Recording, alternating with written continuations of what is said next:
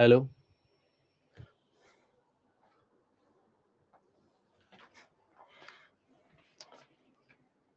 नमस्कार।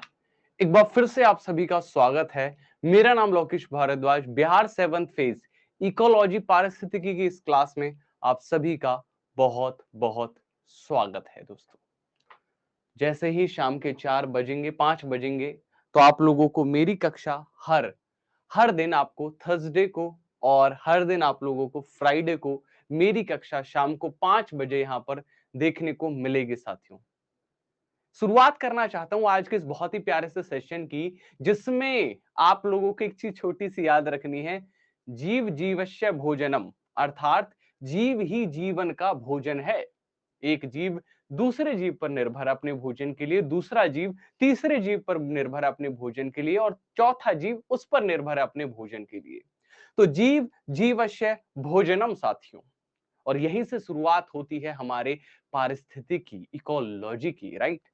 अच्छा, वैसे आपके हिसाब से इकोसिस्टम बड़ा है या इकोलॉजी बड़ी है दोस्तों?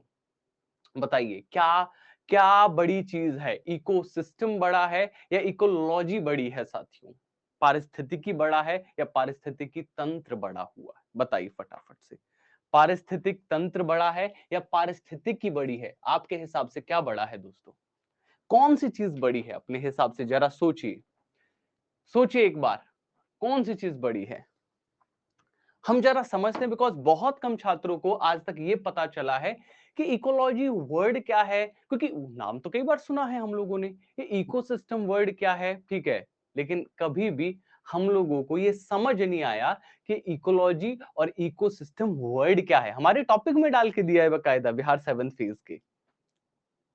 तो आज उम्मीद करूंगा आज मेरे से पढ़ने वाले जितने भी छात्र होंगे, इस सेशन को जो घंटे भर देखेंगे, 40-45 एक घंटे का जितनी भी देर का ये सेशन होगा, उसके बाद आज के बाद आपको कभी भी दोबारा से चैप्टर पढ़ने की जरूरत नहीं पड़ेगी दोस्तों। ठीक है, समझ गए दोस्तों? दोबारा से आपको ये चैप्टर पढ़ने की जरूरत नहीं पड़ेगी। बाबू कैसा है? बाबू की थोड़ी तबीयत खराब है, एनआईसीयू में उसे आज ही एडमिट करा के आया हूँ। 1:30 वाली क्लास इसलिए नहीं हुई थी क्योंकि उसे आईसीयू में एडमिट किया है, थोड़ा सा उसकी तबीयत खराब है। बट चलता है, like it's part of life, right. चलो, खैर समझते हैं, हम अपने वापस से टॉपिक पर आते हैं। मैं बात कर रहा था कि इकोलॉजी क्या है, इकोसिस्टम क्या है, ठीक है, उसको समझते हैं। देखो साथियों, हमारी इस दुनिया में जहां पर हम सब पैदा हुए हैं, आप भी पैदा हुए हैं, मैं भी पैदा हुआ हूं, हम सब पैदा हुए हैं, ऐसे हम लोगों के लिए कौन कौन सी चीज मायने रख रही है? ये हवा, ये पानी, ये धरती जिस पर हम लोग रहते हैं, हमारा बिस्तर, हमारे मम्मी पापा, हमारा फैमिली, है ना। हर वो छोटी से छोटी चीज साथियों, वो हमारे लिए बहुत मायने रखती है लाडलो, है ना। वो बहुत ज्यादा क्या रखती है? हमारे लिए मायने रखती है साथियों। ठीक है, समझ गए दोस्तों? ये हमारे लिए बहुत मायने रखती है, हम सबके लिए मायने रखती है। तो हम सबके आसपास एक तंत्र है, ये पेड़ पौधों का एक तंत्र है जिनसे हम भोजन प्राप्त करते हैं। एक हमारे आसपास एक फूड देने वाला सिस्टम है जिनसे हम भोजन प्राप्त करते हैं। बैक्टीरिया, वायरस भी हमारे लिए मायने रखते हैं। कुछ बैक्टीरिया खतरनाक होते हैं, कुछ बैक्टीरिया बहुत अच्छे होते हैं, राइट। एक सिस्टम है। तो जब आप बात करते हैं प्लांट्स की, एनिमल्स की, माइक्रो ऑर्गेनिज्म की, इंसानों की, और ये सब जब आपस में एक दूसरे से इंटरेक्शन करते हैं, उसको हम इकोसिस्टम बोलते हैं। उसको हम क्या बोलते हैं दोस्तों? पारिस्थितिकी तंत्र बोलते हैं। लेकिन व्हाट इज इकोलॉजी? हम लोग इकोलॉजी ही कर रहे हैं। हम जब बात करेंगे इस इकोसिस्टम को पढ़ने की, इनके रिलेशन को समझने की, तो हम किसके अंदर बात कर रहे होंगे? हम इकोलॉजी के अंदर बात कर रहे होंगे। तो विच इज, कौन सी चीज बड़ी है? हमारी इकोलॉजी बड़ी है, क्योंकि इकोलॉजी इकोलॉजी जो है मेरे लाडलों, मेरे प्यारे प्यारे मित्रों, ठीक है, इकोलॉजी किसके बारे में चर्चा कर रही है? वो इकोसिस्टम के डिफरेंट डिफरेंट कंपोनेंट्स के बारे में चर्चा करती है। जो पारिस्थितिकी तंत्र है उसके अलग अलग भागों को पढ़ने में हमारी सहायता करती है। जैसे बायोलॉजी, बायोलॉजी के अंदर हम पौधों की भी चर्चा करते हैं। बायोलॉजी के अंदर हम किसकी चर्चा करते हैं दोस्तों? बायोलॉजी के अंदर हम पौधों की भी चर्चा करते हैं, हम एनिमल्स की भी चर्चा करते हैं, ठीक है। लेकिन इकोलॉजी के अंदर भी हम इकोसिस्टम के डिफरेंट डिफरेंट भाग पर करेंगे दोस्तों, ठीक है, समझ गए? तो ओवरऑल अगर मैं कहूं आप लोगों से, तो इकोलॉजी जो है वो इकोसिस्टम की स्टडी है मेरे दोस्तों। ठीक है, कोई इश्यू तो नहीं आ रहा है ना सर? पीडीएफ भैया, पीडीएफ जब मिलेगी, जब ये क्लास खत्म हो जाएगी लाडली, जहां पर इस क्लास की रिकॉर्डिंग रहेगी उसी क्लास की रिकॉर्डिंग के नीचे देखना, वहीं पर आप लोगों को पीडीएफ मिल जाएगी। एक पता नहीं कौन इंसान आकर लिख रहा है कि टेक्स्ट बुक के भरोसे रहोगे तो पेपर क्लियर नहीं होगा।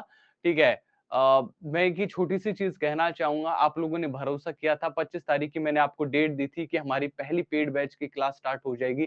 क्या मैं आपके भरोसे पर खरा उतरा हूं, हाँ या ना? आज तारीख 25 है और पहली क्लास, मेरा बेबी एनआईसीयू में है, उसे छोड़कर मैं यहाँ पर आपके सामने क्लास ले रहा हूँ, जस्ट बिकॉज भरोसा। मैंने आप लोगों से वादा किया है, ठीक है, और मैं अपने वादे पर प्रखर रहूंगा, अड़ा रहूंगा, ठीक है, याद रखिएगा। तुम लोग ये सोचो कि मैं चाहता तो क्लास बहुत आसानी से मैं हटवा सकता, लेकिन यार ये बिलीव है आप लोगों का मेरे ऊपर, है ना? वो बिलीव नहीं टूटने दूंगा। और फिर मेरे ऊपर ही क्यों, आपने दूसरे भी टीचर की आज क्लास ली होगी, आज आपने और भी क्लासेस हुई है ना आप लोगों की, नहीं हुई है? आज आपकी और भी क्लासेस हुई है ना? ठीक है, तो और भी क्लासेस देखो चलती रहेंगी। देखो बट वो ये कि यार अगर आप फालतू की कमेंट करने ही आए हो, आपने इसीलिए बैच लिया है, तो आई कांट से एनीथिंग। ठीक है, वापस से आते हैं टॉपिक पर, समझते हैं, बहुत जबरदस्त टॉपिक है। रिकॉर्डिंग्स मिलेगी भाई साहब, जैसे ये क्लास ओपन किया आपने वैसे ही रिकॉर्डिंग मिलेगी। ठीक है, पढ़ लो अब एक बार, ये सारी चीजें हम बाद में भी करेंगे। ठीक है, ये सारी चीजें हम बाद में भी करते रहेंगे कि रिकॉर्डिंग कहाँ मिलेंगी, कैसे मिलेंगे, सारी चीजें कर लेंगे। बस पढ़ लो यार एक बार सब लोग, ठीक है? ये लास्ट में भी कर लेंगे, अभी हमारा फोकस होना चाहिए जो करंट में चल रहा है ना? जो बनावे सहज में ताही में चित दई। तो पहले जो सहज में बन रहा है उसे तो चित लगा लो, बाद में देख लेंगे रिकॉर्डिंग कहाँ मिलेगी, दिखा दूंगा कहाँ पे मिलेगी। ठीक है, मिलेगी तो मिलेगी, मैंने कह दिया, मुझ पे भरोसा रखो, मिलेगी तो मिलेगी, रिकॉर्डिंग मिलेगी, पीपीटी भी मिलेगी इस क्लास की। ठीक, ध्यान से देखो। तो ये जो इकोसिस्टम है दोस्त, ध्यान से समझना, इकोसिस्टम अलग वर्ड है और इकोलॉजी एक अलग वर्ड है। इकोसिस्टम मतलब जहां पर कुछ परिवेश है, सूक्ष्म जीव का, मनुष्य का, भौतिक परिवेश, तो इकोसिस्टम हुआ। तो क्या इकोसिस्टम सिर्फ एक ही तरीके का होगा या अलग अलग तरीके का हो सकता है इकोसिस्टम? आप लोग मुझे बताइए, क्या इकोसिस्टम सिर्फ एक तरीके का होगा या अलग अलग तरीके का होगा? बताइए, आप लोग मुझे बताइए, क्या इकोसिस्टम सिर्फ एक ही तरीके का होगा या अलग अलग तरीके का होगा? अलग अलग तरीके का होगा दोस्तों। ठीक है, इकोसिस्टम बहुत डिफरेंट डिफरेंट तरीके का हो सकता है दोस्तों, याद रखिएगा। ठीक, समझ गए? इकोसिस्टम बहुत अलग अलग तरीके का हो सकता है। इकोसिस्टम एक दो तीन है ना, अलग अलग तरीके के। जैसे कुछ अलग अलग तरीके के इकोसिस्टम क्या क्या है, जैसे एक जमीन का इकोसिस्टम है, लैंड वाला इकोसिस्टम है। वैसे ही कुछ ऐसे जीव हैं जो पानी में रहते हैं, तो पानी का अलग इकोसिस्टम है। लेकिन इन सभी इकोसिस्टम की जो स्टडी है वो एक ही है, इकोलॉजी। ठीक है, जब आप जमीन के इकोसिस्टम की पढ़ाई कर रहे होंगे, उनके बारे में जाने होंगे, उनके रिलेशन को जान रहे होंगे, तो वो एक ही रहेगी। तो इकोलॉजी हमेशा एक होती है बेटा, और इसीलिए मैंने कहा था कि इकोलॉजी अलग अलग इकोसिस्टम की ही पढ़ाई है। तो बड़ी कौन सी चीज हुई? इकोलॉजी बड़ी है, क्योंकि वो छोटे छोटे इकोसिस्टम्स की पढ़ाई बताती है हमें, उसके बारे में बताती है, उसकी नॉलेज के बारे में बताती है, उसके इंटरेक्शन के बारे में हमें बताती है। समझ में आ रही है मेरी बात, हाँ या ना? मेरी बात समझ में आ रही है? जिस जिसको समझ में आ रही है वो यस से लिख दीजिए कमेंट सेक्शन में कि एकदम समझ में आ गई गुरुजी, कोई दिक्कत की बात नहीं रही कैसे भी। ठीक है, चलो आगे बढ़ते हैं। अब जो सबसे बड़ी चीज जो आपको समझनी चाहिए, वर्ड किसने दिया, ये वर्ड है ना, पूछूंगा लास्ट में 5 क्वेश्चन कराऊंगा, ध्यान से देखिएगा। The term ecosystem was coined bye Tansley. ठीक है, एक वर्ड है इकोसिस्टम, ये किसने वर्ड दिया है दोस्तों?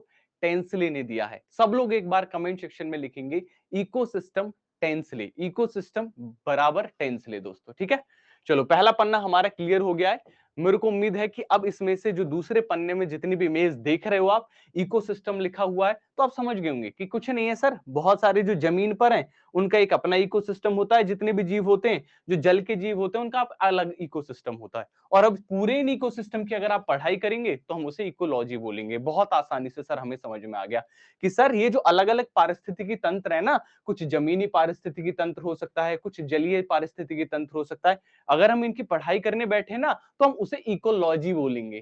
ठीक है, तो इकोसिस्टम की स्टडी को हम इकोलॉजी कहते हैं। बहुत आसानी से समझ गए। लेकिन ये वर्ड इकोलॉजी किसने दिया?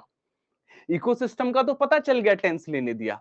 कोई मुझे कमेंट सेक्शन में बता सकता है कि ये जो इकोलॉजी वर्ड है, पारिस्थितिकी तंत्र का अध्ययन जो है, ठीक है, पारिस्थितिकी जिसे हम बोलते हैं, ये वर्ड किसने दिया? ये सबके लिए दोस्त, जहां जहां जीएस पूछी जाएगी सबको पढ़ना है ये, ठीक है, टेंशन मत लो। चलो, कुछ इकोसिस्टम के कंपोनेंट्स हैं, भाग हैं, ठीक है, अलग अलग भाग होते हैं, ठीक है, बायोटिक हो सकते हैं, अबायोटिक हो सकते हैं, तो चलो समझ लेते हैं एक बार। तो इकोसिस्टम का एक भाग है that is biotic. Biotic components कौन से होते हैं साथियों? बायोटिक वो कंपोनेंट्स हैं जो जीते जागते हैं। आप सब बायोटिक हैं। बायोटिक वर्ड का मतलब कभी भी समझ जाएगा, जो जैविक लिखा है ना दोस्त, बायोटिक, जैविक मतलब जिसके अंदर जान है, जिसके अंदर जान है दोस्तों, तो दैट इज जैविक घटक, बायोटिक कंपोनेंट। बायोटिक कंपोनेंट के अंदर कौन कौन सी चीजें आती हैं? ध्यान ध्यान से सुनिएगा, दैट इज उपभोक्ता, उत्पादक और अपघटक। Ernest Haeckel is the correct answer. जो मैंने क्वेश्चन पूछा था ना, इकोलॉजी का वर्ड किसने दिया? वेरी गुड, बहुत बढ़िया, शाबाश, बहुत बढ़िया। सब लोग लिख लो इकोलॉजी इक्वल टू अर्नेस्ट हैकल। हालांकि आगे जब पढ़ाऊंगा तो मैंने लिख कर भी लाया हूं, कोई टेंशन वाली बात नहीं है। तो पहला कंपोनेंट समझ में आ गया कि भैया बायोटिक कंपोनेंट है। बायोटिक कंपोनेंट में कौन कौन सी चीजें आ रही हैं? जितनी भी जीवित चीजें आ रही हैं। कौन कौन सी होती हैं दोस्तों जीवित चीजें? सारी की सारी जीवित ही हैं, पेड़ पौधे जीवित हैं, हम लोग जीवित हैं। हमको जब हम लोग मर जाएंगे दोस्तों, और अगर मान के चलो किसी की लाश को दफनाया ना जाए, उसकी लाश को खाने वाले जो माइक्रो ऑर्गेनिज्म होंगे वो भी जीवित हैं। तो कुल मिलाकर अगर मैं बात करूं, एक पौधा जिसे हम उत्पादक बोलते हैं, उसको खाने वाला दूसरा जीव, उसको खाने वाला तीसरा जीव, उसको भी खाने वाला चौथा जीव, और उसको खाने वाले बैक्टीरिया, ये सब जीवित ही तो हैं। तो ये एक जैविक कंपोनेंट हुआ, जैविक घटक हुआ। लेकिन इस जैविक घटक को चलाने के लिए मेरे लाडले मित्रों, इस जैविक घटक को चलाने के लिए मेरे प्यारे मित्रों, हमें कुछ अजैविक घटकों की भी जरूरत पड़ती है।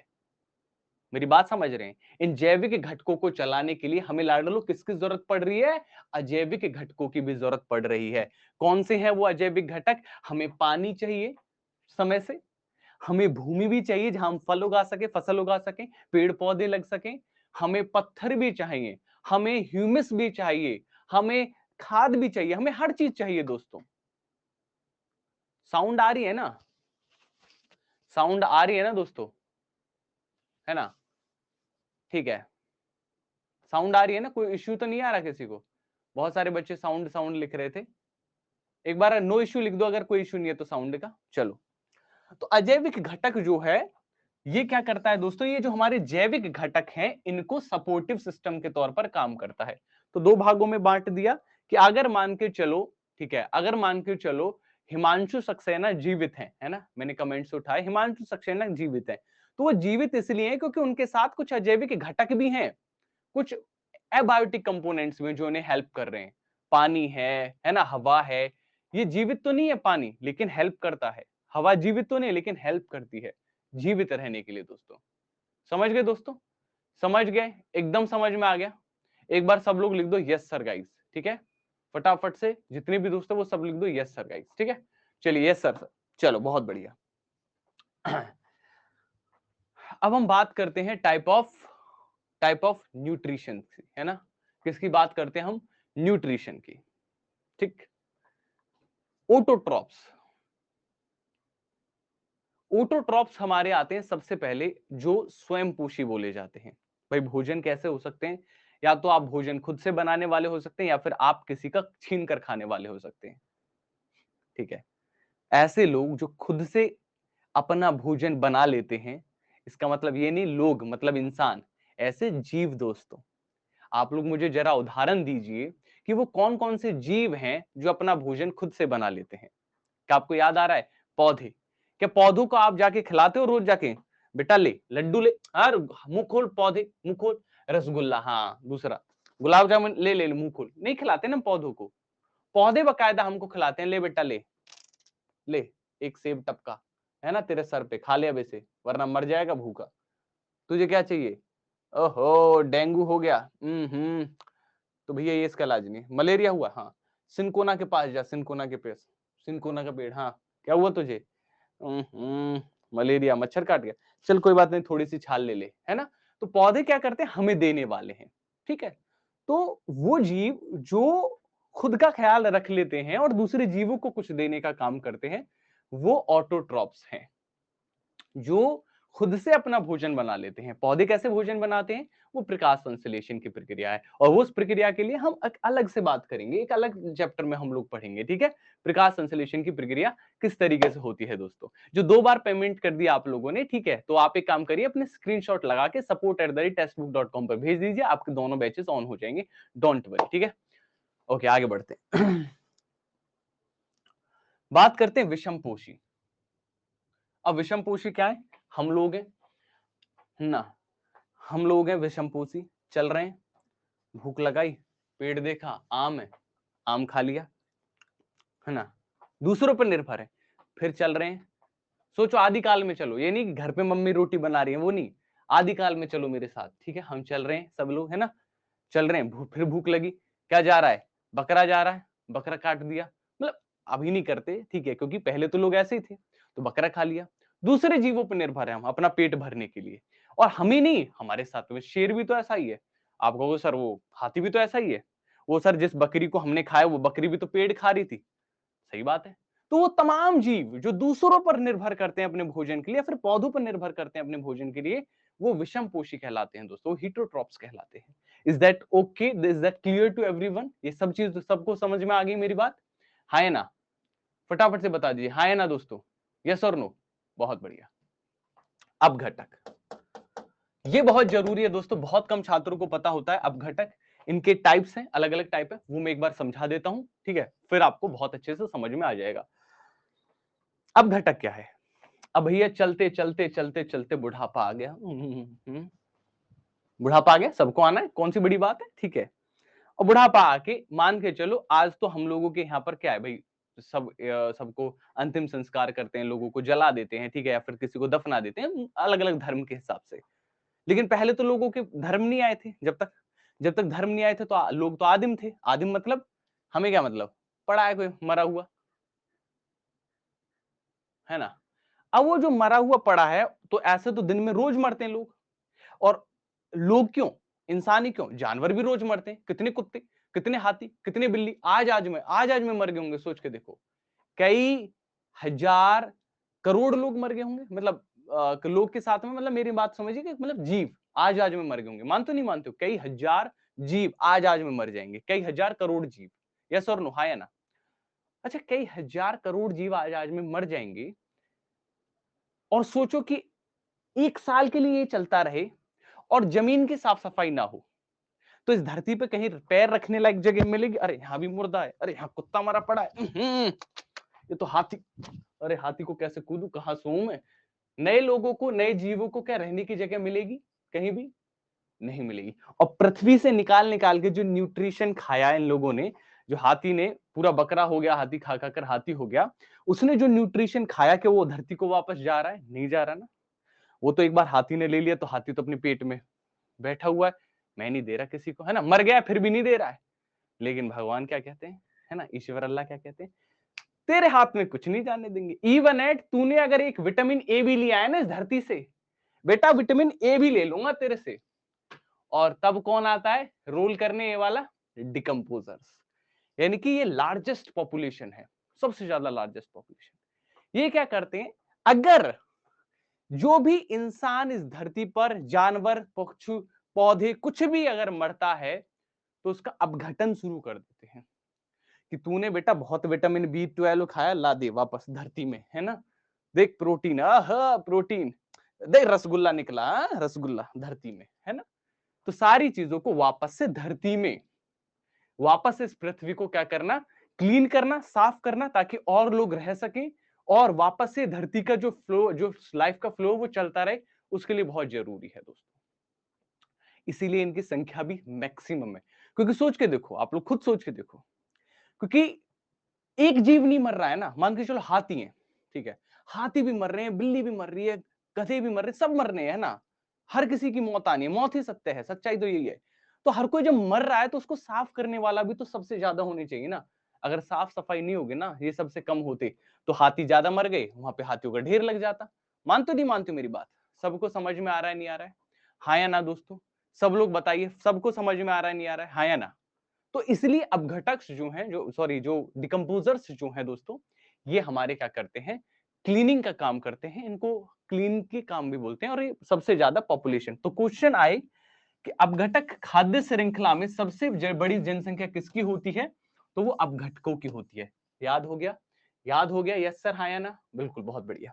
एक और बड़ी चीज आपको याद रखनी है, इनके अंदर आते क्या क्या है, बैक्टीरिया, फंगस और कुछ छोटे छोटे ऑर्गेनिज्म। बैक्टीरिया का वर्ड जो आया है बेटा, बैक्टीरिया वर्ड जो आया है, इसके बारे में याद रखिएगा। जो बैक्टीरिया है ना दोस्त, ये प्रिमिटिव सेल पर डिपेंडेंट है, पुरानी कोशिकाओं पर। याद रखिएगा, कैसी कोशिकाएं, पुरानी आदिम कोशिकाओं पर निर्भर हैं। आदिम कोशिकाएं होती हैं इनकी, ठीक है। इसीलिए इनको किस जगत में रखा जा गया है बेटा, मोनेरा जगत में रखा गया है। किस जगत में रखा गया है इनका, मोनेरा जगत में रखा गया है बैक्टीरिया का। और इनके अंदर कौन सी कोशिकाएं पाई जाती हैं, याद रखिएगा बेटा, प्रोकैरियोट्स, ठीक है। बैक्टीरिया के अंदर प्रोकैरियोट्स पाई जाती हैं। अब ये प्रोकैरियोटिक कोशिकाएं हिंदी में भी ऐसे लिखते हैं और इंग्लिश में भी ऐसे लिखते हैं, प्रोकैरियोट, है ना। अब प्रोकैरियोटिक कोशिकाएं और यूकैरियोटिक कोशिकाएं, दो तरीके की कोशिकाएं होती हैं। थोड़ा डिफिकल्ट है, समझ लो, आसानी से समझा देता हूं।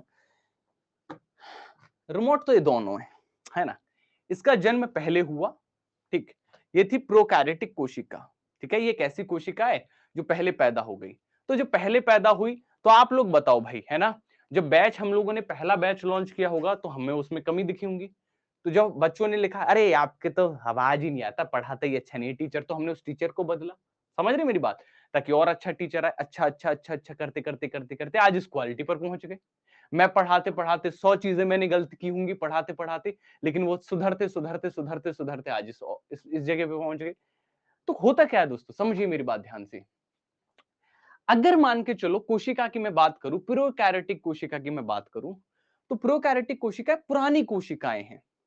तो जो पुरानी कोशिकाएं मेरे लाडले मित्रों, गुड्डाओं राजाओं, ठीक है, जो पुरानी कोशिकाएं हैं, वो पुरानी कोशिकाओं को अब रिप्लेस कर दिया एक नई तरीके की कोशिकाओं ने, दैट इज यूकैरियोटिक सेल, ठीक है।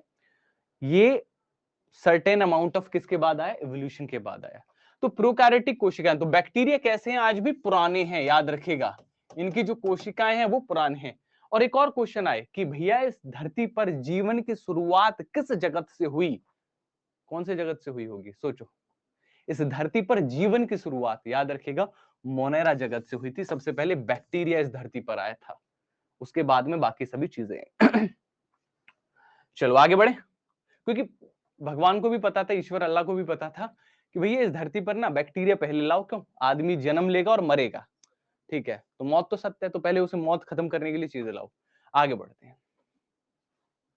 जब जब हमारे अपघटक जो खाद्य श्रृंखला में जो ये जो मरते हैं, कौन, डिकम्पोजर्स जब मर जाते हैं दोस्तों, तो ये कार्बन और अन्य पोषक तत्वों को भी छोड़ देते हैं। मैंने आप लोगों को बताया था, अगर आपको याद हो, कि भाई जब ये जीव जो हैं, जब ये जीव जब मर जाते हैं तो उनको खुद भी जब मरते हैं तो ये कार्बनिक अपने खुद अपना भी छोड़ देते हैं। और साथ ही जब ये जिंदा रहते हैं दोस्तों, तो ये इस धरती पर वापस से जिस भी जीव को, मरे हुए जीव को क्या कर देते हैं लाडलो, क्या कर देते हैं, उसके पोषक तत्वों को धरती पर मिलाने का काम कर देते हैं। सर समझ नहीं आ रहा, राजू कुमार सिंह, अभी तो कुछ चला ही नहीं है दोस्त, ठीक है, अभी तो मैं बहुत आसानी से समझा रहा हूं, ठीक है, बहुत आसानी से समझा रहा हूं चीजों को, बहुत आसानी से, ठीक है। संदीप कुमार, स्क्रीनशॉट की जरूरत क्या है यार, पूरी पीडीएफ ले लेना, है ना। 15 मिनट रुक जाओ, जैसी क्लास खत्म होगी ना उसके 15 मिनट बाद उसकी पीडीएफ लेके घर भाग जाना, ठीक। चलो, टॉपिक बहुत फास्ट है आज, नहीं यार, कहां फास्ट, अभी हम पहुंचे ही कहां है, हमने स्टार्ट किया था इकोसिस्टम, इकोसिस्टम से बायोटिक, अबायोटिक, ऑटोट्रॉप्स, हीटोट्रॉप्स और डिकम्पोजर्स तक पहुंचे, टॉपिक फास्ट हो गया, वाह भैया वाह, है ना। फूड चेन, अब क्या है, फूड चेन, ठीक है, खाद्य श्रृंखला। दोस्तों वैसे तो अगर मैं बात करूं आप लोगों को, खाद्य श्रृंखला एक बहुत जरूरी टॉपिक है, पढ़ के जरूर जाना, लेकिन इससे जो सबसे ज्यादा जरूरी टॉपिक है दैट इज पिरामिड, है ना। आपको पिरामिड पता होना चाहिए, ये पता होना चाहिए कि कौन सा पिरामिड ऐसे हैं जो हमारी इकोलॉजी के जो सीधे होते हैं और कौन से पिरामिड ऐसे हैं जो उल्टे हो सकते हैं, ठीक है। तो थोड़ा सा समझ लेते हैं, पहले हम फूड चेन की स्टार्टिंग करते हैं दोस्तों, ठीक है। चलिए, फूड चेन है क्या यार, अगर हम ध्यान से देखें, अगर आपको ये पकड़ना हो कि कौन सा जीव किस पे निर्भर कर रहा है, ठीक है, मैं आपको 3-4 जीव दे दूं, ठीक है। तो चलो 3-4 जीव आपके पास में एक तो मैंने घास दे दी, लो भैया घास है, पत्ता लो, सबको दे रहा हूं, ठीक है। फिर मैंने दे दिया आप लोगों को एक छोटा सा कीट, फिर मैंने आपको दे दिया थोड़ा सा सांप, ठीक है। फिर मैंने आप लोगों को दे दिया कि एक बाज, ठीक है। मैंने आप लोगों को दे दिया, आप लोगों को मैंने दे दिया दोस्तों खरगोश, नहीं खरगोश नहीं, चलो ठीक है। अब इन सब चीजों को, बाज को, पेड़ को, कीट को, सांप को अरेंज करके बताओ कि कौन किसे खाएगा। अरेंज करो, कौन सा जीव किसको खा रहा होगा। तो सबसे पहले कौन सी चीज आएगी, सबसे पहले किसके पास सबसे ज्यादा एनर्जी होगी, बताओ। सबसे पहले किसके पास सबसे ज्यादा फूड होगा दोस्तों। ठीक है, बहुत बढ़िया, शाबाश, बहुत बढ़िया, ठीक है। सभी लोग आंसर करेंगे, सबसे पहले सबसे ज्यादा फूड किसके पास होगा। आंसर करिए फटाफट से, अरे बताओ यार। सबसे पहले पेड़ पौधे, क्योंकि पेड़ पौधे को खाने वाला जीव होगा कीट, और इस कीट को घूमते घूमते घूमते घूमते सांप खाने आ जाएगा, सांप, ठीक है। और सांप को खाने आएगा बाज, ठीक है। तो हमें ये पता चला कि जो ऊर्जा पेड़ पौधों से शुरू हुई लाडलो, ठीक है, जो ऊर्जा पेड़ पौधों से शुरू हुई गुड्डाओं, ठीक है, वो कीटों ने खाई, वो ऊर्जा फिर उसने आगे सांप को दे दी, और सांप ने ऊर्जा बाज को दे दी। तो एक श्रृंखला बन रही है, नहीं बन रही, एक चेन सी बन रही, नहीं बन रही है, ठीक है, एक चेन बन रही है कि इसको इसने खाए, ये फूड चेन है। हम बता रहे हैं कि भैया कौन किसका फूड है। मैंने जब कक्षा शुरू की थी तो क्या कहा था, जीव जीवस्य भोजनम, अर्थात जीव ही जीव का भोजन है। तो जो पेड़ है वो कीट का भोजन है, जो कीट है वो सांप का भोजन है, सांप बाज का भोजन है, और इन सब के बारे में बताने वाला खाद्य श्रृंखला है, ठीक है, फूड चेन है। तो आपको एक फूड चेन मैं यहां पर दिखा रहा हूं, और फूड चेन भी अलग अलग तरीके की हो सकती है, ध्यान से समझिए। फूड चेन भी अलग अलग तरीके की हो सकती है। कुछ फूड चेन ऐसी हो सकती है हमारी जो जमीन पर हमें देखने को मिले, कुछ फूड चेन हमारी ऐसी हो सकती है दोस्तों जो पानी के अंदर हमें देखने को मिले। तो चलिए समझते हैं फूड चेन के बारे में, ठीक है, फूड चेन के बारे में, ठीक है।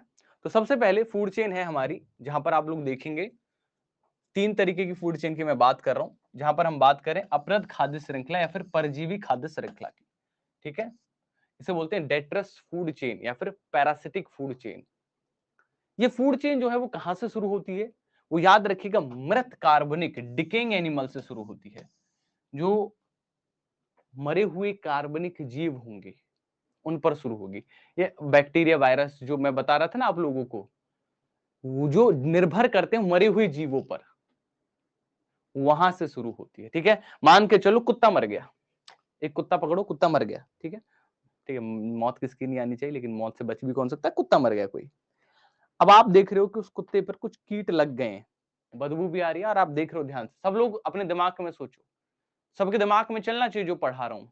सब लोग अपने दिमाग में सोचो कि कुत्ता मर गया, अब उसमें कुछ कीट लग रहे हैं, छोटे छोटे से कीट लग रहे हैं, नहीं लग रहे हैं वो जो कीट लग के उसका अपर्दन कर रहे हैं, धीरे धीरे उसको खत्म कर रहे हैं। तो क्या कीट क्या ऐसे कर रहे हैं फ्री में, कीट क्यों कर रहे हैं वो काम, मैं ये पढ़ा क्यों रहा हूं, आप पढ़ क्यों रहे हैं, ताकि हम सब लोगों की लाइफस्टाइल अच्छी हो सके और भोजन मिल सके। हम सब लोग भोजन की वजह से, देखो भगवान ने तो हमें तीन चार चीजें ही भेजी थी, अब ये तो है नहीं कि भाई ऑडी लेने के लिए भेजा था, फूड के लिए बस, है ना, भोजन के लिए। तो वो जो जीव को, कुत्ते को जो अपर्दन करने का काम कर रहे हैं कुत्ते को, वो जो बैक्टीरिया, वो फंगस, वो नन्हे नन्हे कीट है ना, वो फ्री में नहीं कर रहे हैं, वो भोजन के लिए कर रहे हैं, क्योंकि उनको भोजन मिल रहा है उस मरे हुए जीव से, ठीक है। तो वहां पर एक साइकिल नजर आ रही है आपको, एक चेन नजर आ रही है फूड को, कि मरा हुआ जीव है, उस पर बैक्टीरिया वायरस उसे खा रहा है, वो चेन नजर आ रही है आप लोगों को। ज्यादा लंबी चेन नहीं है, छोटी सी चेन है, दो जीव बस, मरा हुआ जीव और एक जिंदा जीव जो उसको डिकम्पोज कर रहा है। इसी फूड चेन को बोलते हैं पैरासिटिक फूड चेन, परजीवी खाद्य श्रृंखला, या फिर डेट्रियस फूड चेन। गाइस समझ में आई मेरी बात, एक बार में बैठ गई होगी दिमाग में कि गुरुजी एकदम समझ में आ गई, है ना, कोई दिक्कत की बात नहीं रही, एकदम समझ में आ गई कि सर कोई जीव मर गया, उस पर कोई जीव खा रहा है उस मरे हुए जीव को, वो अपना भोजन ले रहा है, बस ये छोटी सी चेन होगी, तो वो डेट्रस फूड चेन होगी, वो हमारी अपर खाद्य श्रृंखला होगी। आगे समझ में बात, वर्ड बड़ा है डेट्रस, लेकिन दिमाग में समझ में आने वाली बात है, छोटी सी समझ में आ गई बात। आगे बढ़ते हैं, ठीक है। जो डिकम्पोजर्स हैं वो क्या जीवों के खाते हैं, पौधे भी खाते हैं, पत्ते भी खाते हैं, काले पड़ जाते हैं पत्ते कुछ दिन बाद। यस एग्जैक्टली, ये जो है हमारी, ये डेट्रस है। ठीक है, आगे बढ़ते हैं। 1 सेकेंड, ठीक है।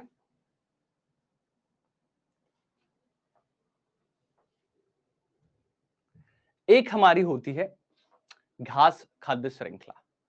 घास खाद्य श्रृंखला क्या होती है दोस्तों? घास खाद्य श्रृंखला वो होती है जब एक घास से शुरुआत हो और लास्ट में अपर जो अपघटक आए। ठीक है, अब घास का समझ लीजिए सब लोग जितने भी हैं, ठीक है। ये घास है। अब इन घास को खाने वाला, वो मैंने दिखाया भी था उदाहरण, मान के चलो कोई कीट 1 है, इसको खाने वाला कीट 2 है, इसको खाने वाला कोई कीट है, और इसको खाने वाला कोई कीट 4 है। तो ये श्रृंखला, घास श्रृंखला, पेड़ पौधों या घास से शुरू होती है, याद रखिएगा, और अंत में अपघटक होते हैं इसमें। ठीक है, अपघटक। जब बाज भी मर जाएगा, याद करो, पेड़ को खाया कीट 1 ने, कीट 1 को खाया सांप ने, सांप को खाया बाज ने, जब ये बाज भी मर जाएगा तो इसको भी लास्ट में कौन आएगा? डिकम्पोजर्स, वरना पूरी पृथ्वी पर बाज ही बाज होते, है ना।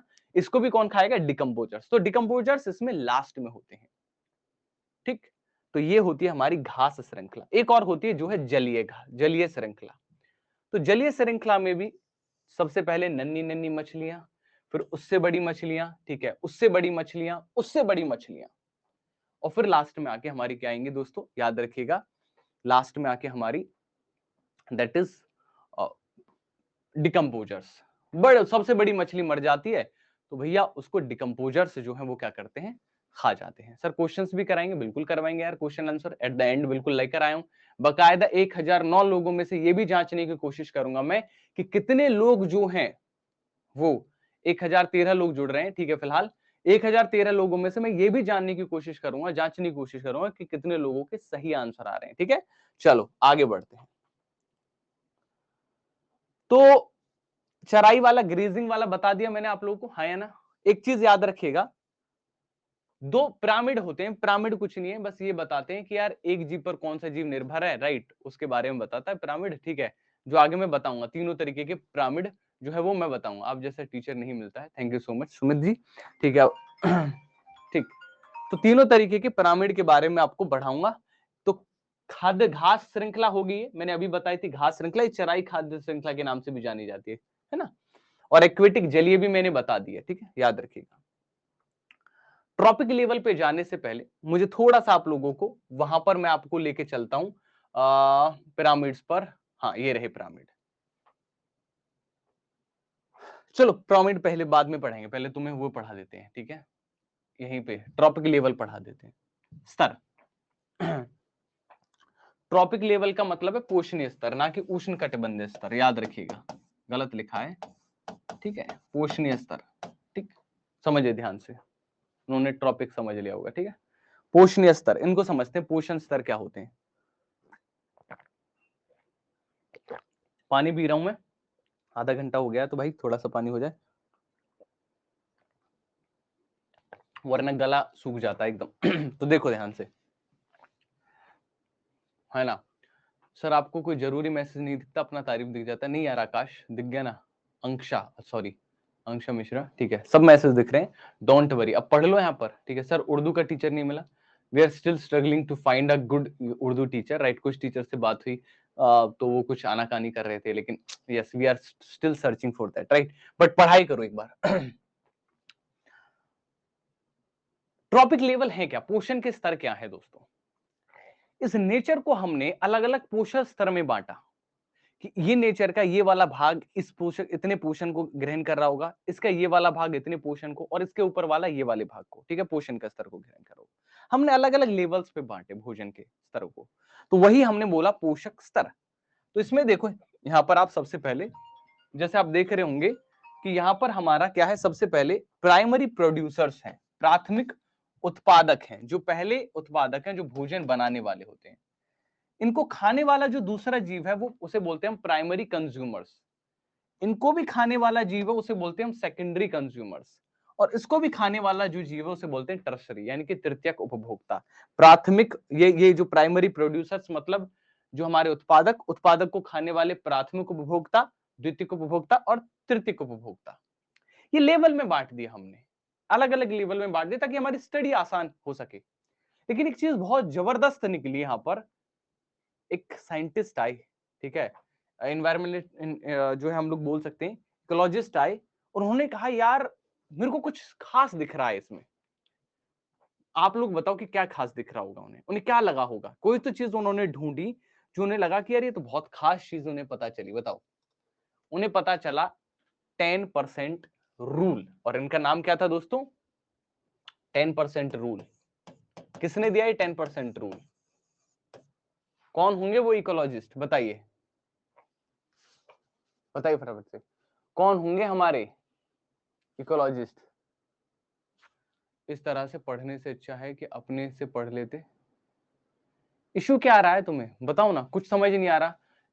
तुम एक बात बताओ, तुम्हें इशू क्या आ रहा है? कौन सी चीज समझ में नहीं आई? एक तुम वर्ड तो बोला करो कि सर इसका मतलब क्या है। ठीक है, किस किस को समझ में आ रहा है? जिस जिसको समझ में आ रहा है वो यस सर लिखिए, जिसको समझ में नहीं आ रहा वो नो सर लिखिए फटाफट से। ऐसा नहीं हो सकता कि यार समझ में नहीं आए, क्योंकि आई नो वेरी वेल कि मैंने खुद एफर्ट डाल रहा हूं पढ़ाने में थोड़ा सा। आई नो वेरी वेल कि पीपीटी से ना पढ़ाएं भैया, पीपीटी से नहीं पढ़ाऊंगा तो कहां से पढ़ाऊंगा यार? कैसे बात करते हैं?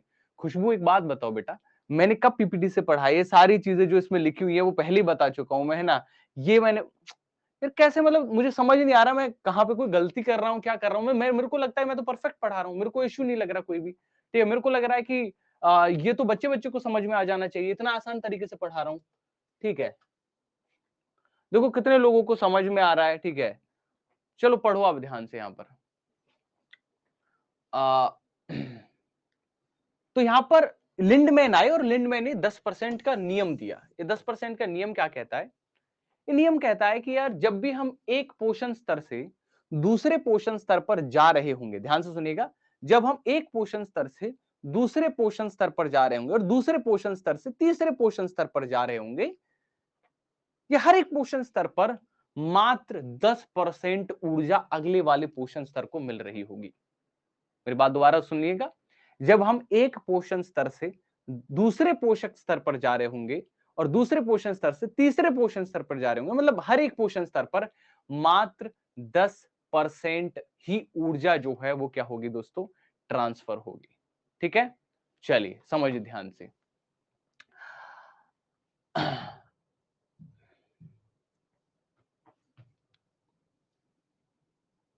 मान के चलिए एक पेड़ है, ठीक है, ये पेड़ है। इस पेड़ ने करीब 100 जूल ऊर्जा बनाई। इस पेड़ को खाने वाले सभी जीव, मान के चलिए कीट थे फॉर एग्जाम्पल, इस पेड़ को खाने वाले सभी जीव कौन थे? कीट थे। ठीक है, इन सभी कीटों ने, जिन्होंने इन पेड़ को खाया, ये छोटे छोटे कीट हैं, आपको क्या लगता है कितनी ऊर्जा इन सब कीटों को मिलेगी? कितनी ऊर्जा इन कीटों को मिलेगी? बताइए फटाफट से। दैट इज ओनली 10 जूल, केवल 10 जूल।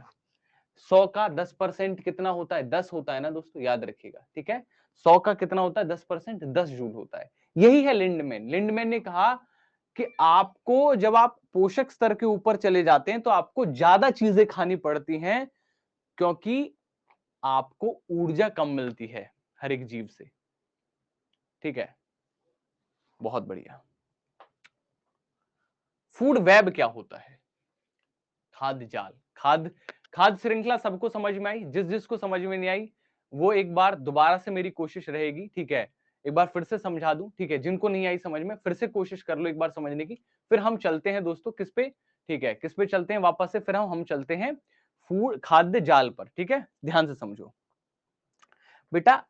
फूड चेन, पोषण जो हमारा पोषण जो है एक जगह से चलता है और लास्ट तक पहुंचता है। ठीक है, अगर आप रिलेशन देखना चाहें और उन रिलेशन को एक इस तरीके से अरेंज कर दें, एक चेन में लगा दें कि इसको इसने खाया, इसको इसने खाया, तो वो बेसिकली हमारी फूड चेन कही जाती है।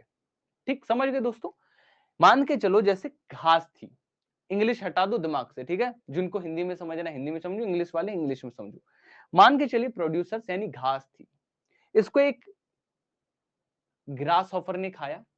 ठीक है, आपके यहां भी देखा होगा ये जो गाय आती है नील गाय, वो वाली गाय नहीं दोस्तों, जो बड़ी वाली गाय होती है, छोटी जो होती है। ठीक है, इनको किसी मेंढक ने खाया, मेंढक को सांप ने खाया, तो एक निश्चित तौर की एक चेन है। सांप डायरेक्ट घास नहीं खा सकता, मेरी बात ध्यान से सुनिएगा।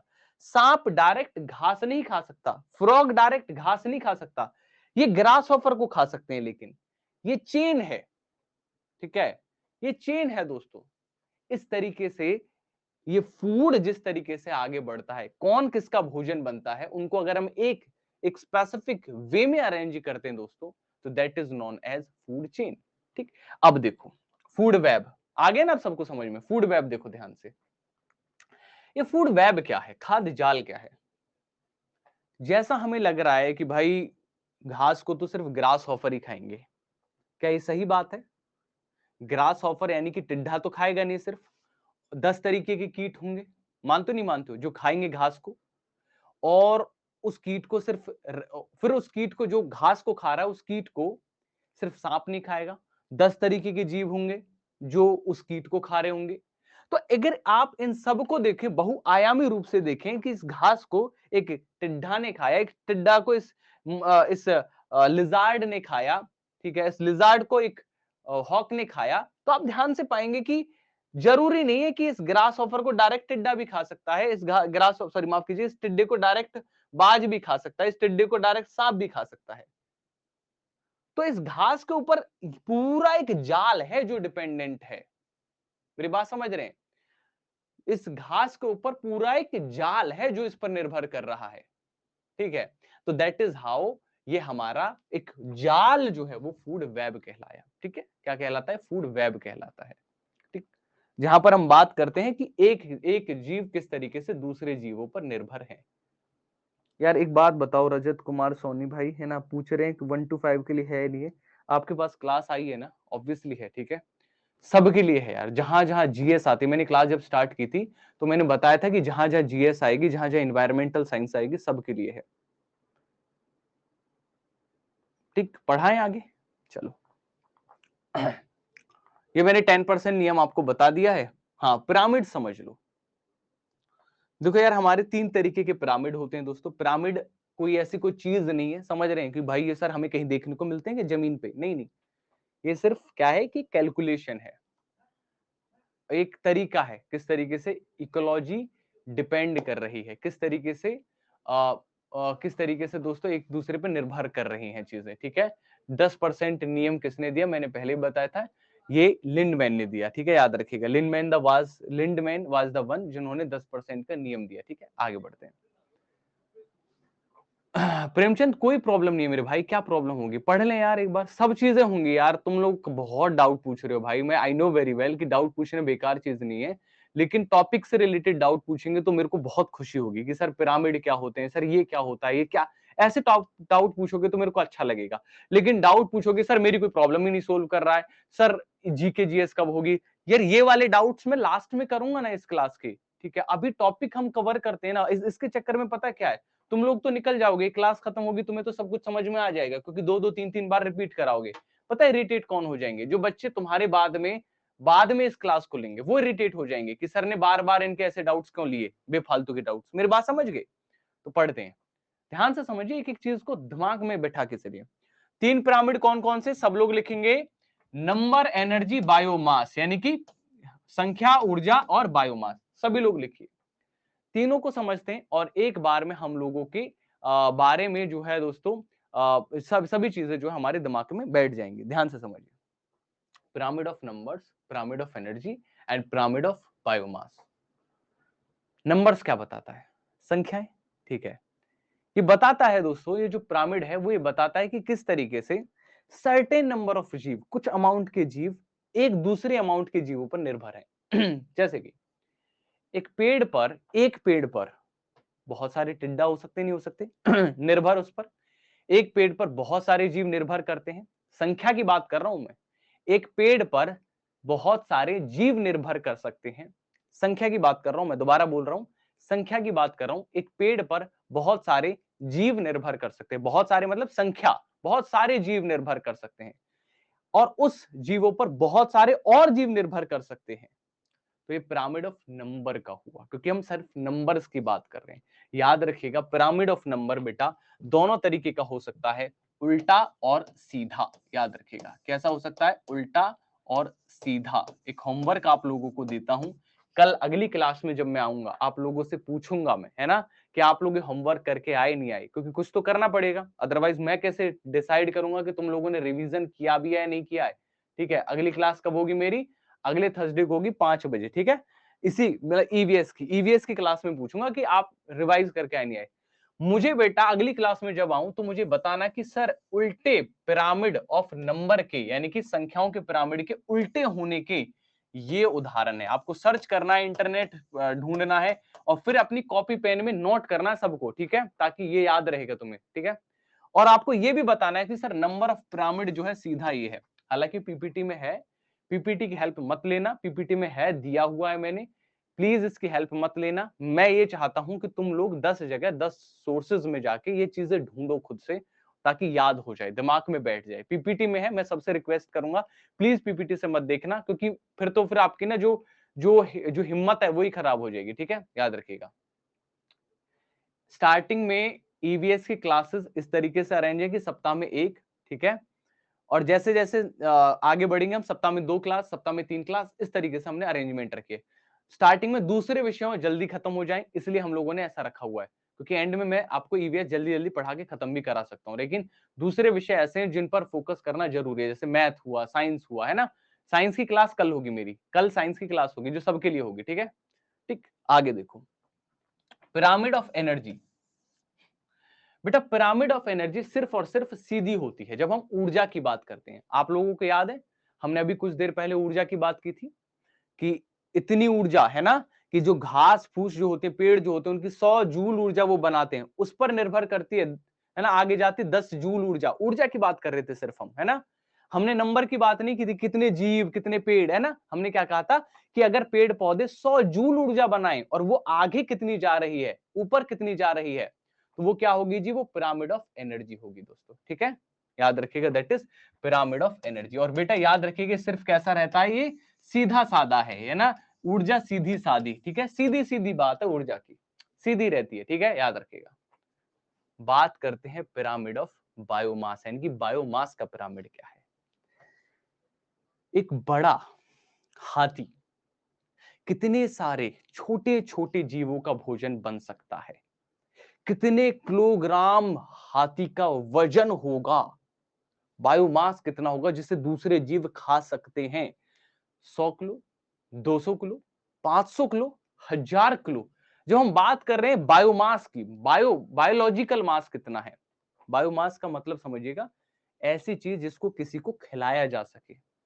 ठीक है, मान के चलो, नंबर में बात नहीं करनी है ये, है ना, संख्या में बात नहीं करनी, क्वांटिटी में बात करनी है, अमाउंट में बात करनी है। जैसे मैं आपको बताऊं, मेरे पास 100 रुपए के 500 नोट हैं, तो ये तो क्वांटिटी की बात हुई, नंबर की बात हुई, है ना, 500। लेकिन मैं कहूं मेरे पास एक बोरी भरकर पैसा है, तो किसकी बात हुई, ये क्वांटिटी, बोरी भरकर बहुत सारा है इसके पास पैसा। तो बायोमास में हम बात करते हैं दोस्तों कि एक निश्चित जीव के पास में, वो जीव जो है उसके पास खुद का कितना बायोमास है जो वो लेके घूम रहा है, और उस पर दूसरा जीव कौन सा है जो बायोमास अपना भोजन लेके घूम रहा है दोस्तों। ठीक है, तो दैट इज बायोमास का पिरामिड काम करता है। महिमा कुमारी कह रही है बकवास क्लास है।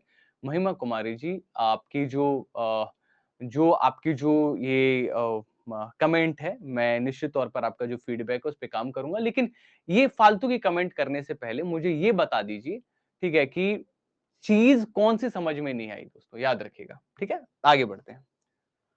तो पिरामिड की बात कर ली हमने, और आप लोगों को मैंने पहले ही बोला था कि पिरामिड ऑफ नंबर, ये सारी चीजें आपको याद करके आनी है। ठीक है, ये सबकी डिटेल आपको निकाल के लानी है। ठीक है, चलिए, बायोमैग्निफिकेशन, ध्यान से समझिए।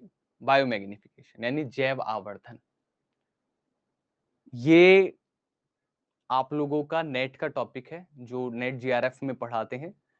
पढ़ाने को बहुत आसान आसान चीजें पढ़ा के निकला जा सकता था, लेकिन that's not for you guys. Bihar 7th phase की तैयारी कर रहे हो तो जरूरी है आप लोग इन सब टॉपिक्स को, डिफिकल्ट टॉपिक्स को थोड़ा सा किस तरीके से पढ़ें दोस्तों, थोड़ा सा एंजॉय के साथ पढ़ने की कोशिश करें। ठीक है, क्योंकि अगर आप लोग थोड़ा भी इंटरेस्ट नहीं दिखाएंगे इन टॉपिक्स के प्रति, तो ये टॉपिक्स ऐसे हैं जो दिमाग में 2-4 बार पढ़ने के बाद में बैठ पाएंगे, और अगर थोड़े से इंटरेस्ट के साथ पढ़ोगे तो एक बार में समझ में आ जाएगा, कोई इतना डिफिकल्ट नहीं है। ठीक है, समझिए जैव आवर्धन क्या है। ध्यान से समझना यार। आप सब लोगों को पता है आजकल रोग बढ़ रहे हैं, है ना, हर कोई बीमार है, हर कोई बीमार हो जाता है। पहले के लोग इतना बीमार नहीं होते थे। ये बात तो आपने सुनी होगी, कहावत सुनी होगी आपने बड़े अपने बड़े बुजुर्गों से, कि पहले के लोग बीमार नहीं होते थे, लेकिन आज के लोग बीमार हो जा रहे हैं। क्या आपने सोचा है कि उसका रीजन क्या है? उसका रीजन क्या है, कारण क्या है? बायोमैग्निफिकेशन। क्या है दोस्तों?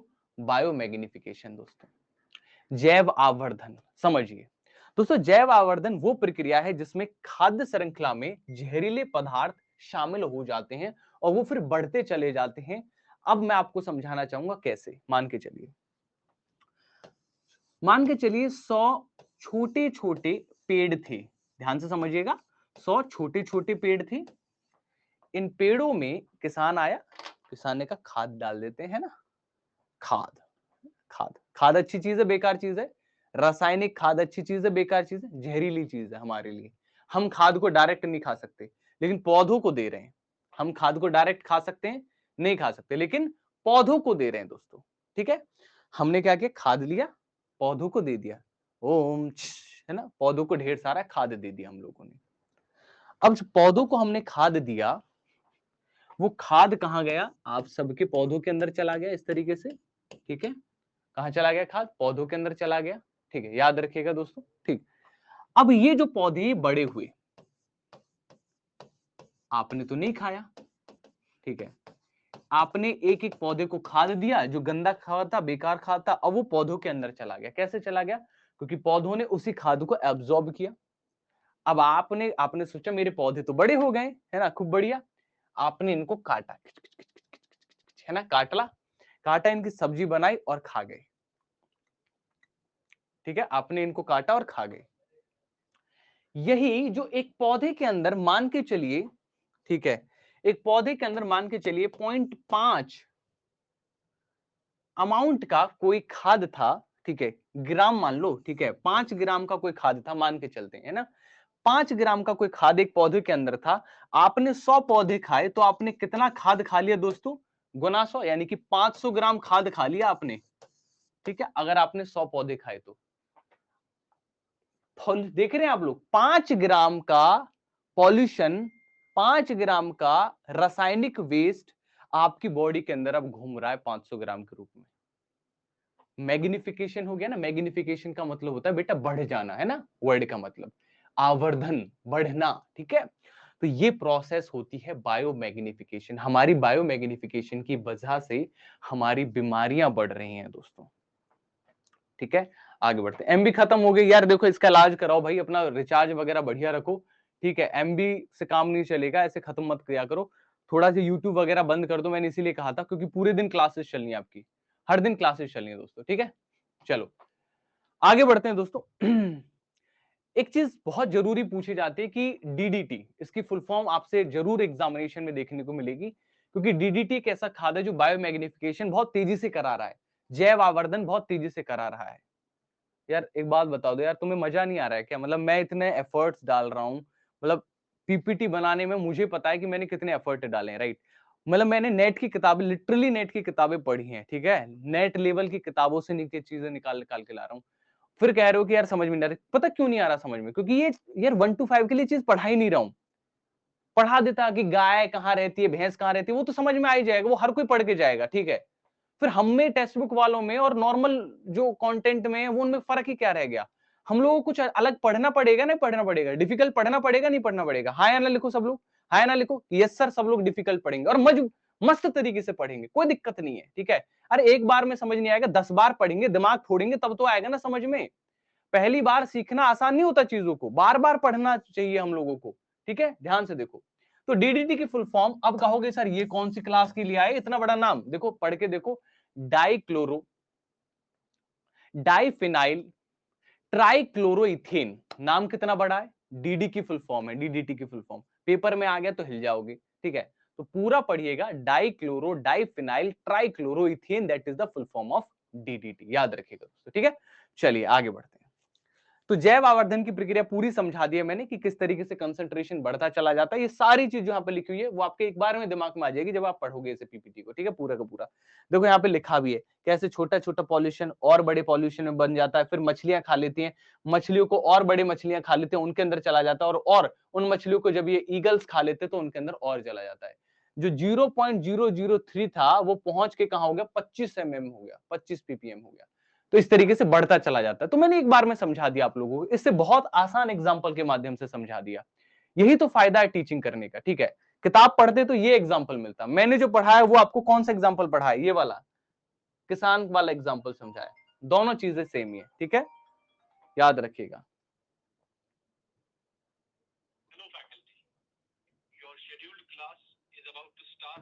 चलिए आगे बढ़ते हैं। कुछ हमारे ना इंटरेक्शंस हैं, एक जीव दूसरे जीव से किस तरीके का इंटरेक्शन करता है, किस तरीके से बातें करते हैं, मतलब दो जीव किस किस तरीके से रहते हैं। म्यूचुअलिज्म, कंपटीशन और पैरासिटिज्म। सहजीविता, प्रतियोगिता या फिर प्रतिस्पर्धा या फिर परजीविता। इनको एक बार समझ लेते हैं। दोस्तों म्यूचुअलिज्म क्या है, आप सब लोग अगर एक दूसरे की हेल्प कर दें, तो 1000 दिमाग है इस क्लास के अंदर जो अभी लाइव बैठे हुए हैं, एक दूसरे की हेल्प कर दें समझने में चीजों को, तो 1000 जीवों का फायदा हो जाएगा, है ना। तो वैसे ही जैसे कि भैंस की हेल्प कौन कर देता है, बगुला कर देता है, ठीक है। ये भैंस है, इसकी पीठ पर बगुला बैठ गया, बगुले को क्या मिल रही है, छोटी छोटी कीट मिल रही है खाने को। भैंस को क्या मिल रहा है, उसकी बढ़िया कमर खुजाई जा रही है, ठीक है, उसकी कमर को आराम मिल रहा है, हेल्प हो गई एक दूसरे की, ठीक है। कंपटीशन, लेकिन अगर आप लोग ही आपस में कंपटीशन करने लगे कि नहीं हम तो टेक्स्ट बुक के तो हैं ही लोग, आपका कंपटीशन बाहर की दुनिया से होना चाहिए, दूसरे कोचिंग वालों से होना चाहिए, ठीक है। जैसे मेरा होता है, मैं दूसरे कोचिंग वालों से साफ साफ कह देता हूं तुम एक चीज पढ़ाओगे 5 पढ़ाऊंगा, तो तुम्हारा होना चाहिए कंपटीशन बाहर के लोगों से कि अपने टेक्स्ट बुक का नाम रोशन करना है अपने को, है ना। तो दोस्तों जब तुम लोगों का कंपटीशन भी रहना चाहिए, कंपटीशन क्या होता है, लाइक एक जीव कंपटीशन कर रहा है दूसरे जीव से, समझा देता हूं कैसे। मान के चलो, ठीक है, किसी जगह पर दो जीव हैं जो मांसाहार का भक्षण करते हैं, दो जीव हैं और मांस सिर्फ लिमिटेड है। अब ये दोनों जीव मांस खाएंगे, लेकिन इन दोनों जीवों को मांस खाने से पहले आपस में कंपटीशन करना पड़ेगा, ठीक है। सर्वाइवल ऑफ फिटेस्ट कहानी है हमारे वर्ल्ड की, ठीक है, हमारी दुनिया की, ठीक है। तो जब दोनों आपस में कंपटीशन करेंगे तब जाकर एक को किसी एक को भोजन मिलेगा। तो यहां पर कंपटीशन हो रहा है दोनों जीवों के बीच में कि मैं तेरे को हरा दूं, तू मेरे को हरा दे, क्योंकि जगह एक है। ठीक, समझ गए दोस्तों, समझ गए दोस्तों। चलो आगे बढ़ते हैं। पैरासिटिज्म, परजीविता। परजीविता का मतलब क्या है कि पूरी तरीके से दूसरे को खत्म करके ही मानूंगा। जैसे कि फॉर एग्जाम्पल मान के चलिए, आपने देखा होगा अमरबेल, पेड़ पे एक बार लग गई तो उस पेड़ का तो महाकल्याण हो जाता है, ठीक है, खत्म हो जाता है पेड़, क्योंकि उस पेड़ के जितनी भी न्यूट्रिशन है उनको अमरबेल ले लेती है। तो दैट इज पैरासिटिज्म। तीनों वर्ड समझ में आए, किसी को कोई भी दिक्कत कोई भी समस्या पूछ लीजिए एक बार। चलो अब क्वेश्चंस कराएं, देखें। चलिए, कौन सा सर पढ़ाएंगे कुछ नहीं पता चल रहा, भैया थोड़ा सा टाइम ले लो सुदर्शन जी, ऐप को बार बार खोलो, देखो 10 चीजें समझ में आएंगी। पहली बार किसी को भी समझ में नहीं आता है, लेकिन धीरे धीरे सबको समझ में आने लगी है ना ऐप। किस किस को नई नई ऐप समझ में आने लगी है, पलामू को पूछ लो यार, बहुत सारे लोग हैं, सबको ऐप समझ में आने लगी धीरे धीरे, ठीक है। चलिए आगे बढ़ते हैं। हाँ, पोल है भैया, पोल वाली क्लास स्टार्ट होने वाली है, तो चलिए स्टार्टिंग करता हूं मैं पोल की। सब लोग तैयार हो जाइए, अब पता चलेगा। अब आपस में एक दूसरे के साथ में क्या करना है, आप लोगों को थोड़ा सा कंपटीशन करना है, और मैं देखता हूं कि आसान से आसान क्वेश्चंस को आप लोग सोल्व कर पाते हैं या नहीं कर पाते हैं, ठीक है। पोल का आंसर देना होता है, तो सब लोगों को पोल में ही आंसर देना होगा। मैं थोड़ा उधर जा रहा हूं और समझाता जाऊंगा। तो पहला क्वेश्चन आपके सामने रहा, कोई भी कमेंट में आंसर नहीं लिखेगा, पोल आएगा, पोल में ही आंसर करना है। पारिस्थितिकी शब्द किसके द्वारा दिया गया, बताइए। जो पारिस्थितिकी शब्द है वो किसके द्वारा दिया गया, बताइए। जो वर्ड है इकोलॉजी, वो किसने दिया दोस्तों।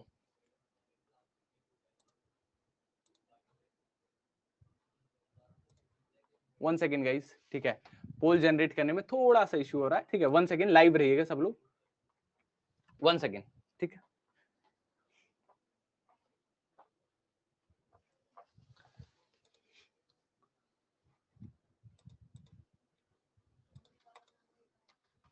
1 मिनट सब लोग लाइव रहिएगा, कोई भी छोड़ के मत जाइएगा, पोल आपके सामने आने वाला है। कोई भी कमेंट में आंसर मत करो यार, क्योंकि इससे आप अपने ही दोस्त की हेल्प कर रहे होंगे, जो कि सही नहीं है, ठीक है। अगर आप ऐसा करेंगे तो that is not going to be help you, that is not going to help you guys, ठीक है। आपको थोड़ा सा समझना होगा। चलो पहला क्वेश्चन आपके सामने ये रहा, और पोल आपके सामने ये रहा दोस्तों, ठीक है। पोल आपके सामने ये रहा, 30 सेकंड बहुत रहेंगे, है ना। और ये रहा पोल आपके सामने, पोल आ गया। चलिए आंसर करिए फटाफट से। पारिस्थितिक शब्द किसने दिया? अर्नेस्ट हैक्कल, इपिओडुम, इजी टेंसले या रामदेव मिश्रा? देखते हैं कितने लोग यहां पर आंसर कर पाते हैं। 38 लोगों ने आंसर कर दिया है, 237 लोगों ने कर दिया है, ठीक है, बहुत बढ़िया। 307 लोगों ने, ठीक है, 347 लोगों ने, और 379 लोगों ने इसका सही आंसर दिया है। देखिए दोस्तों, 402 लोगों ने सही आंसर दिया है। ये इस अब यहां से समझ में आ जाता है कि कंपटीशन कितना कड़ा है। 70% लोगों ने इसका जो सही आंसर दिया that is option number C, right. लेकिन जो इसका जो सही आंसर है that is Ernest Haeckel. Ernest Haeckel was the one जिन्होंने इकोलॉजी वर्ड दिया, इट्स नॉट इकोसिस्टम, याद रखिएगा।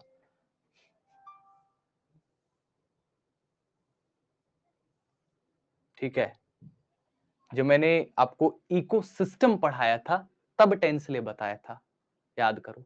आप में से सिर्फ 26% लोगों ने सही आंसर दिया। कितनी, समझ रहे हैं आप, कितनी समस्या है। आप समझिए कि यहां पर सिर्फ 26% लोग, मतलब करीब 500 लोगों ने आंसर भरे, लेकिन सिर्फ 26% लोगों ने सही आंसर दिया।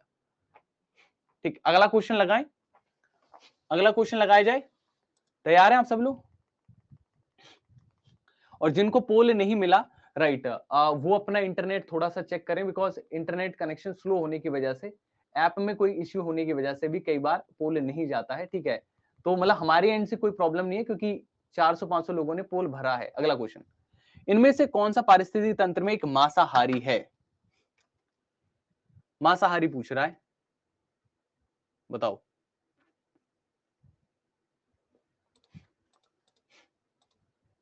चलो, बहुत इजी है क्वेश्चन, बहुत इजी है, बहुत बहुत इजी है। मतलब आई थिंक ये पीआरटी लेवल का भी क्वेश्चन नहीं है। I would like to say that कि ये बस वही पहली दूसरी क्लास का है। इसको मैं चाहूंगा कि कम से कम 90% लोग सही आंसर करें, राइट। आई वांट एटलीस्ट 90%, 90% लोग सही आंसर करें, कम से कम 90%। और तेरी 400 लोगों में से सिर्फ 76% लोगों ने सही, 75%, 25% अभी भी गलत कर गए। कैसे काम चलेगा बबुआ, कैसे काम चलेगा? और हाँ सुनो, जब ऑप्शन सुन क्लिक कर दो, उस पर सबमिट भी दबाया करो, ठीक है। सबमिट वाला ऑप्शन भी दबाया करो, ठीक है। ऑप्शन क्लिक करने के बाद सबमिट भी किया करो। ठीक, तो सही आंसर है दैट इज यस, डोल्फिन इसका करेक्ट आंसर है। अच्छा, इकोलॉजी का क्वेश्चन है, इंग्लिश में पहले पढ़वा देता हूं फिर हिंदी में। Ecology is the study of ways which organism interact with their non in living surrounding, environmental variation, ways in which organism interact with each other with their non living surrounding, ways in which organism interact with each other। Hindi में ecology क्या? उस विधि का जिसमें जीव अपने परिवेश के साथ अंतःक्रिया करें, पर्यावरण विचलन का उन विधियों का जिसमें जीव एक दूसरे के साथ अपने निर्जीव परिवेश के साथ अंतःक्रिया करें, ठीक है, उस जीव का जिसमें एक जीव एक दूसरे के साथ अंतःक्रिया करते हैं। तो इसमें जो करेक्ट आंसर है वो बता दीजिए। पोल आपके सामने ये रहा।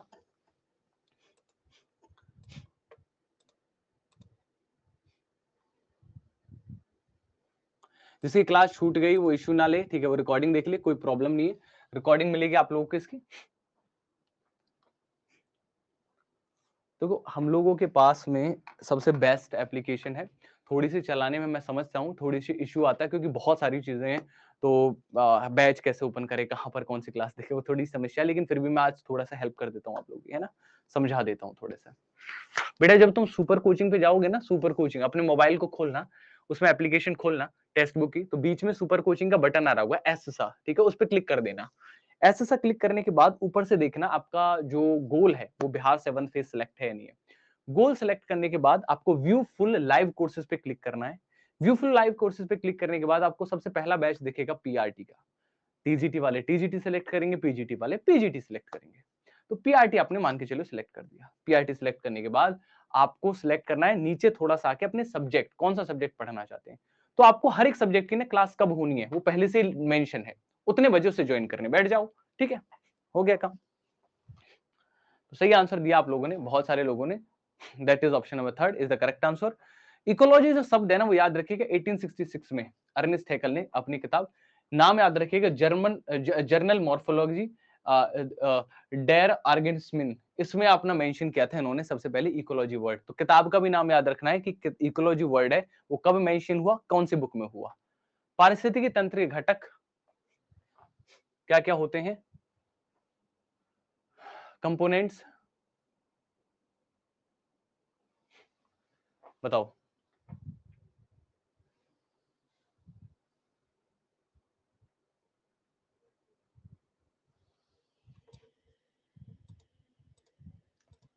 लास्ट क्वेश्चन है गाइस आप लोगों का, 20 सेकंड दे रहा हूं, बहुत इजी क्वेश्चन है। मजा आया क्लास करके, अच्छा लगा, पहली क्लास थी, मानता हूँ कुछ नई नई चीजें थी, समझने में थोड़ी बहुत समस्या भी आई होगी, लेकिन देखो एट द एंड आपको समझ में आ गया चीजें, आप लोग आंसर कर पा रहे हो, और क्या चाहिए यार, है ना। तो बहुत सारे लोग इस क्वेश्चन में मुझे पता है कि गलती खाएंगे, और हाँ बस हो गया, पोल का टाइम खत्म। गलती उन्होंने की कि सिर्फ उन्होंने आंसर कर दिया कि प्रोड्यूसर्स, कंज्यूमर्स एंड डिकम्पोजर्स, जबकि इसका जो सही आंसर आएगा वो आएगा बायोटिक एंड अबायोटिक। इसमें गलत मेंशन है, ठीक है, याद रखिएगा, इस पर मत जाइएगा, गलत मेंशन है, क्योंकि आप ध्यान से देखोगे तो प्रोड्यूसर, कंज्यूमर और डिकम्पोजर ये जैविक ही है, लेकिन हमारा जो इकोसिस्टम है वो जैविक और अजैविक दोनों के मेल से बनता है, ठीक है। तो सही आंसर होगा इसका ऑप्शन नंबर डी, मेंशन कर देता हूं, correct answer. Option number D जो है वो करेक्ट आंसर है, ठीक है, याद रखिएगा, ठीक, option number D is the correct answer. तो कैसी लगी हमारी आज की पहली क्लास, सब लोगों को मजा आया, बहुत बढ़िया, शाबाश, ठीक है। अब मैं बता देता हूँ टाइमिंग कब क्या क्या है, कौन कौन सी क्लासेस की, एक बार देख लो, मैं समझा देता हूँ, ठीक, तो दिखा देता हूँ आप लोगों को, ठीक है। यहाँ पर देखो ध्यान से, आप लोग टेक्स्ट बुक पे गए, ठीक है, टेक्स्ट बुक पे जाने के बाद आपको सुपर कोचिंग पे क्लिक करना है, बिहार शिक्षक भर्ती का गोल सेलेक्ट कर लेना है। जब आप नीचे आओगे ना, नीचे थोड़ा सा, तो कोर्सेज पे क्लिक करना, फुल लाइव कोर्स पे क्लिक करना, ये बिहार 7th फेज का पीआरटी का पूरा बैच है। तो आप ध्यान से देखो इसमें क्या लिखा है, वर्णमाला क्लास, ये तो पूरी हो भी गई आज, है ना। वर्णमाला क्लास 3 एक्टिविटी है, 26 तारीख को 11 बजे है, तो 26 तारीख कल 11 बजे आपकी वर्णमाला की क्लास है, ठीक है। इंग्लिश की अगर मैं बात करूं तो इंग्लिश की क्लास आपकी कितने बजे है दोस्तों, 26 तारीख को आपकी 3:30 बजे इंग्लिश की क्लास है कल, ठीक है। जर्नल स्टडीज पे क्लिक करोगे तो आपको इसमें मैथ भी देखने को मिलेगा, अलग अलग इसमें लेसन आपको देखने को मिलेंगे, ठीक है। मैथ, इन्वायरमेंट और जर्नल साइंस, तो मैथ की देख लो आप लोग, मैथ की क्लास कब है आपकी, कल 2:15 पे मैथ की क्लास है। इन्वायरमेंट की क्लास कब है, आज होगी 1 जून को, अब अगली क्लास 5 बजे, ठीक है। जर्नल साइंस की क्लास कब है, कल है आपकी, हाँ आज होगी आपकी क्लास, ठीक है। तो जो अगली साइंस की क्लास है वो देख लेते हैं, कल आपकी, सॉरी 1 जून को आपकी अगली क्लास है साइंस की, 8 जून को फिर है, 15 जून को है, 22 जून को है, इस तरीके से आपकी जर्नल साइंस की क्लासेस हैं, ठीक है। तो फिर मेरी बायो की क्लास आएंगी लास्ट में आएंगी, ठीक है। तो इस तरीके से आपकी क्लासेस हैं दोस्तों, इस तरीके से देखना होता है, कौन सा इशू है, ठीक है। तो कल आपकी ढेर सारी क्लासेस हैं, पढ़ाई करो यार, पढ़ते रहो, जितना पढ़ना पढ़ता रहो, ठीक है। और यहीं से नहीं, अब आपको करंट अफेयर भी देखने होंगे, ठीक है। ये तो आपके पीआरटी का हुआ, लेकिन कुछ टॉपिक्स ऐसे हैं जो कॉमन है, जैसे करंट अफेयर है, तो यहाँ पर आ जाना करंट अफेयर, ये डेली लिया करो ये वाली क्लास करंट अफेयर वाली। फिर इसके बाद में जर्नल स्टडीज पे क्लिक कर लो, जर्नल स्टडीज की भी सारी क्लासेस लिया करो, साइंस का बैच है, ठीक है, मैथ का बैच है, ईवीएस का बैच है, ठीक है, ये सारी क्लासेस लिया करो, ठीक है। तो मानता हूं थोड़ा सा मतलब एप्लीकेशन में ज्यादा चीजें इस वजह से हौस पौश हो गया है समझने में, लेकिन अगर थोड़ा भी दिमाग लगाओगे तो आ जाएंगी चीजें, 1-2 बार में समझ में आ जाएंगी, है ना। थैंक यू गाइस आज के लिए, और मेरे को थोड़ा सा समय मिला, आप लोगों ने बहुत अच्छे से हमारी क्लास हुई आज की, फिर मिलते हैं आप लोगों से, और कोई भी डाउट हो तो डाउट सेक्शन है हमारा बाकायदा, उसमें आप डाउट सेक्शन रेज कर सकते हैं, ठीक है। Thank you guys, thank you everyone.